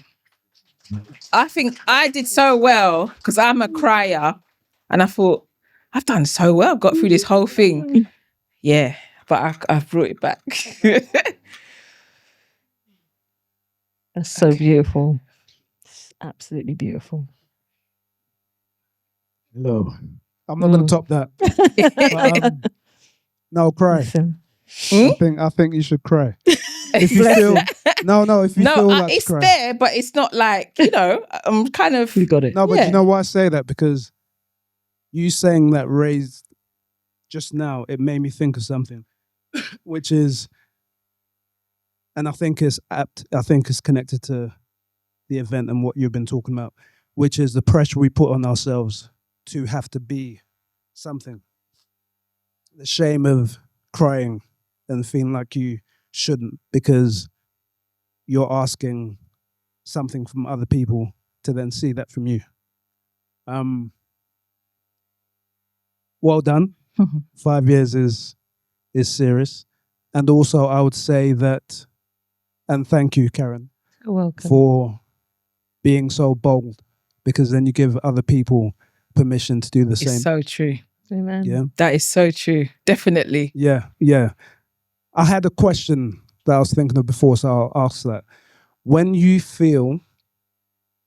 have your times, if and when you have your times of feeling insecure yourself, of feeling like you can't do it, but then you still have to give that encouragement to others, are you able to do that without feeling like an imposter? And if so, how do you overcome that? Do you think it's important to feel confident in yourself when you're saying to somebody else, you can do it, you have to feel like you can, and giving them that instruction? Do you feel it's important for you to feel like that yourself? That's such a powerful question. And my answer is no, I don't think it's important. And my answer is also, I often feel like an imposter. And just recently I read somewhere that said, it's not fake it till you make it, it's see it till you be it. So now my mindset around that is, regardless how I feel, I know that what I am giving is gold. Even if it's just a word or a smile or a speech or a preach or a teach, I know that this is gold because of the work that I've put in before I got here. So regardless whether or not I feel like an imposter, I know I'm not an imposter because I've done the work. So I don't allow how I feel to stop me. I wouldn't do half of what I do if I so Thursday. If I tell you about how my Thursday was, then I had to meet Jernine for 3:00. I wrote her a text to say, sis, do you think you can handle today's session by yourself? Because I was just a wreck on Thursday because of what's going on in my own personal life. And I forgot to send her the message. So by the time it got to 2:30, I was like, oh, I've got to go now. And thank you, Lord, that you didn't, because Thursday was our most oh my gosh, hype session. the kids were on it. So in answer to your question, that to me, for me, that's an ongoing struggle. That's like my Goliath, that sense of insecurity, or who do you think you are? The voice, that critic is always saying, really, Karen? But you see the Michelle, she's like, yeah, really? Yeah. And I'll just keep going because I put in the work. This thing is, I'm not a fraud. And I know I'm not a fraud. Now, believe me, there's a lot of frauds out here. There are. But I know I'm not. So because I know that, when that imposter voice comes to me, I can shut that down because I've done the work. I've done the work. And I will be pouring in gold. I hope that helps. So welcome.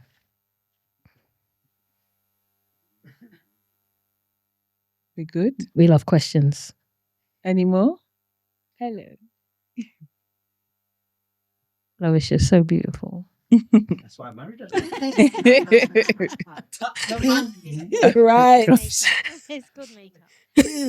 I see these books on the table here. Could you guys tell us a little bit more about them? Oh, Love she it. did there. Go Yeah, ahead, I know. Jico. I love how you're coordinated with your book as well. That was not the purpose. My books are here. I think Hold it. everyone in this room knows me and knows these books. I think I would definitely say so. Mm-hmm. So, Naked Truth About Having a Baby, 2017, and Naked Truth About Marriage, 2021. I don't know. This has come from a place of struggle. whatever the hardship is that I have overcome, I then think, let me help somebody else. Good. So, yeah, my baby that I had in 2007 is now in the room. Thank you for coming, Rai. I appreciate that. Mm-hmm. When I had Riley, and it wasn't Riley, it wasn't the baby, it was me. It's your experience, yeah. My experience was difficult because I'm a bit of a control freak. I'm very organized, very structured, and then it came. Do you remember the Tasmanian Devil? Yes. And he used to do that thing where he just went like Run that. around, yeah. That's what it felt like when I had the baby. And it felt like my whole world just went, woo. And I was like, no, what's going on? And when I resisted I was saying this to someone just a few days ago, that the me now and the way that I surrendered to God, that kind of like ease. And if I had children now, it would be so different. Yeah. Because of how I am now. But yeah, so in that, God was really speaking and asked me to just journal. I was journaling my journey. And then he just said, put it into a book. I remember the breastfeeding at like 3:00 in the morning. There wasn't social media like how it was, or should I say I wasn't on social media like that. So I felt very lonely at those times of the morning. And I thought, I want this book to be for that woman who's up at 3:00 in the morning breastfeeding. That's who I want this book to be for. So that she knows that she's not on her own and that there's other people who have experienced it and that you're going to get through it and that you'll eventually look and see your beautiful 18-year-old on the other side of it. So that's what kind of inspired that book. And then I had to stop because then I had a baby quick after Riley. So I had to amend it. And then I put it down for ages. Then I had Roman, and then I thought I can't leave him out. So I have to put something in there for him too. So yeah, it's all of the kind of journeys. And then the Naked Truth About Marriage. Most people know me in this room. They know that my story is not linear. So I didn't do it how everybody else is, or how you're supposed to do it in the order of church.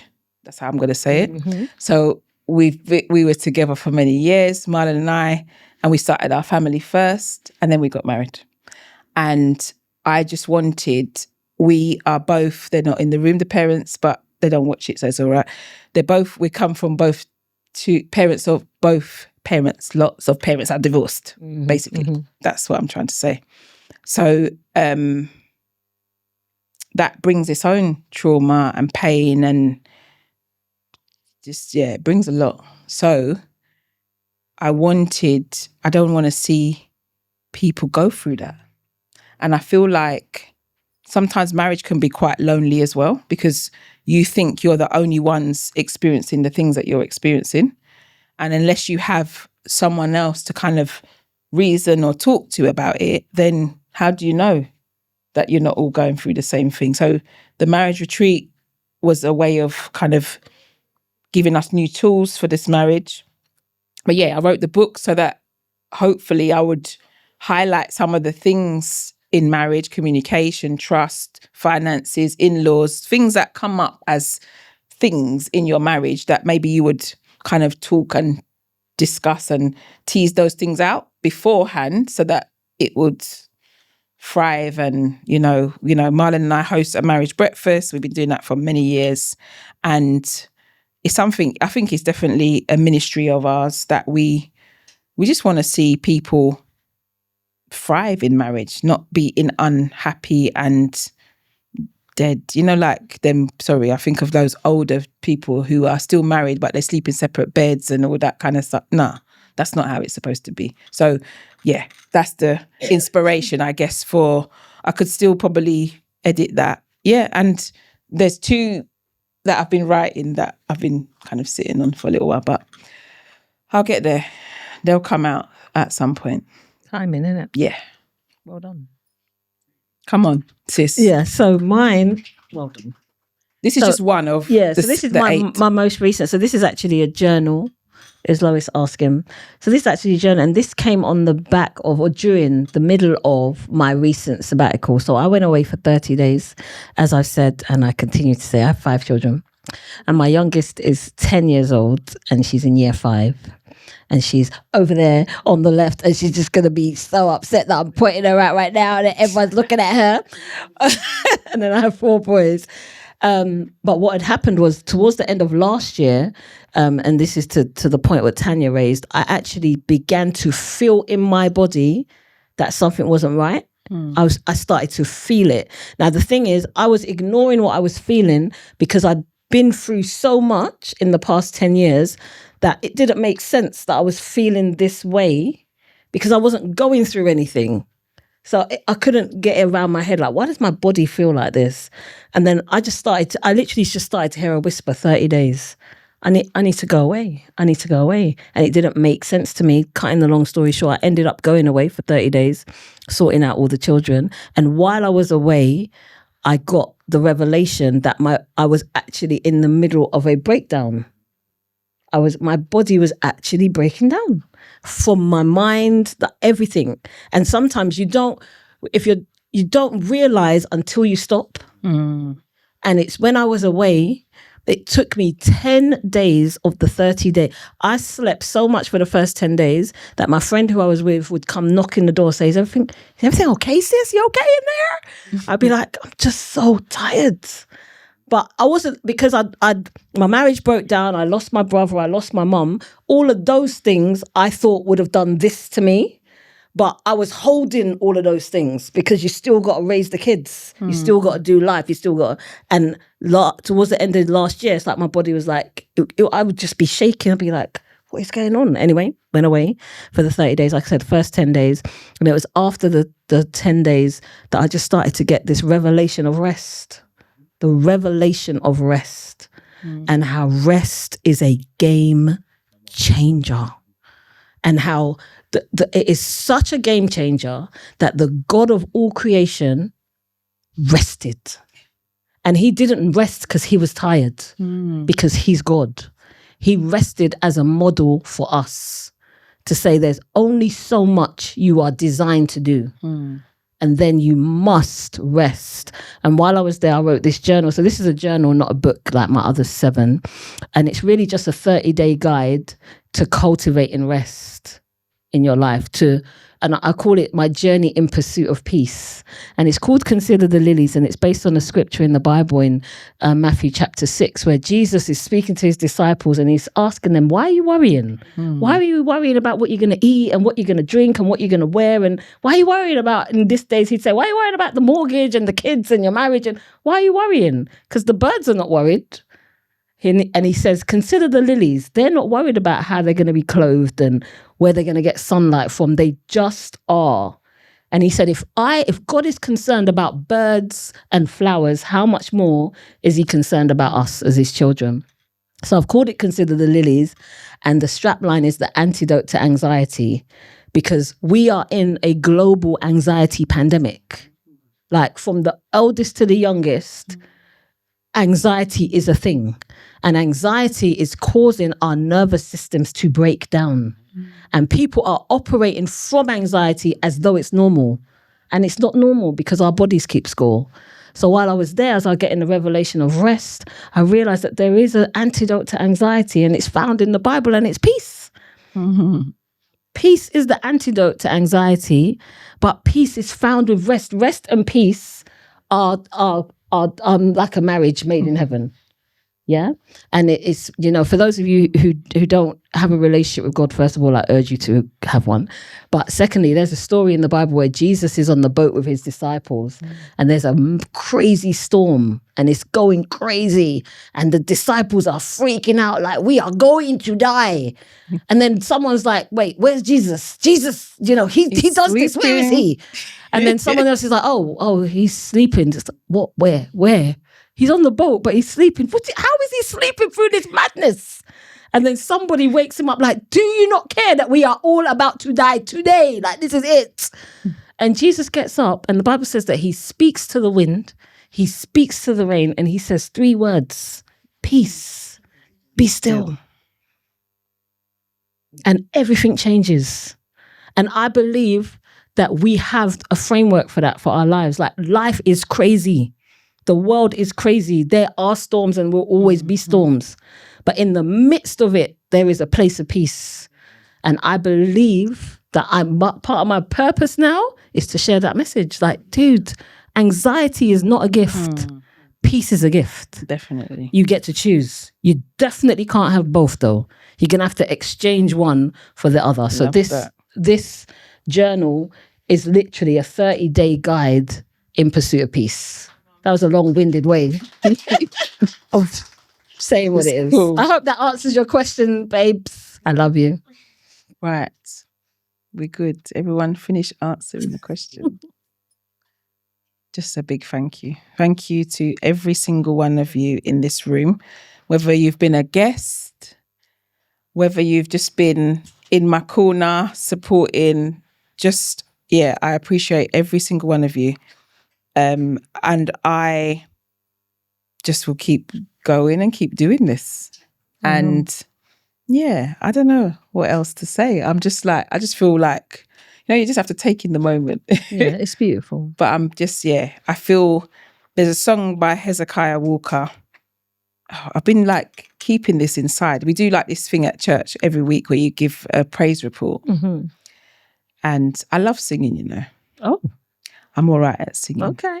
Come on, prove it. But no, that's the thing that I don't like. That's the thing that I don't like. I don't like proving it. I don't like proving it. And I keep saying, I'm going to get over this fear. And I'm just going to, because the people in my church can sing.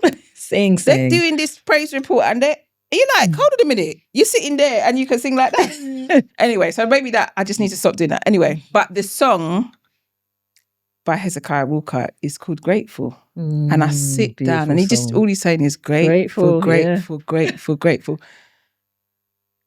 And it just epitomizes me and where I'm at. And like, I just feel so thankful. I'm doing the journal, the 30 days, and you have to say what you're grateful for every day. And it's like, I'm running out of space of the things. And you think, you're doing that for how much days? We're on day 13. 13. I'm a bit behind. Listen to this one. And it's like, you think you ain't got anything more to be grateful for, but I find more things to be grateful for. Yeah. The more that you are grateful, the more things you have to be grateful for. But I feel grateful in this moment for these people, for you, all of you being here, the really people that mean a lot to me. And that just even the fact that I've met this person 3 times and that she's here and Beautiful. She's like, it's just amazing. And we just kind of like bounce off of each other. And I just have to plug, because there's therapists in the room, guys. Like, have conversations. Paige is a therapist. Lisselle at the back is a therapist. And it's not necessarily them to be your therapist, but they can direct you questions that you have. Because I think sometimes we're just stuck like, I'm not sure. Is it for me? But there's that knowledge in this room. The wisdom is in this room. And that's it. Thank you. You sat down for a long time and I appreciate it. We love you. And let's give it up for Jernine. A blessing. Thank you, my love. Love you. Thank you so much, sis. I love you very much. I got you. And yes, thank you for watching. We will see you again next month with Purpose Personified. Take care. God bless.